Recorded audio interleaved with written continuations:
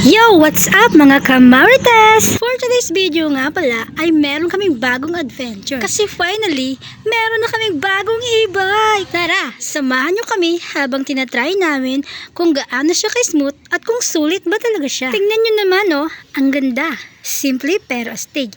Sana ganito rin ka-smooth ang takbo ng buhay, hindi puro lubak. Legit nga, ang gaan i-drive kahit beginner, kayang-kaya. Grabe ang smooth. Hindi ka magangawit, hindi ka rin hihingalin.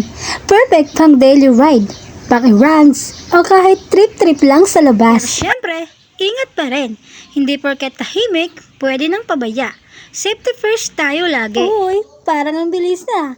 Hinay-hinay lang. Sabi nga nila, slowly but surely. Surely, arte mo. Baga ang nali-naliun. Malamang. Anyways, sulit yung experience. Tipid na, smooth pa. Walang gasolina, walang stress. Sana ganito rin ang life. Chill lang. At ayun na nga mga kamarites, natapos na ang first e-bike experience namin. Diri ko na pala nakuhaan sa video na nakaabot kami sa Aerosen kay pagalo na ako. Parayusa din na voice over ko sa part na ini. Nahugak na ako, na napapagal na ako kay ang gusto ko lumamon kay Rotoyo na ako.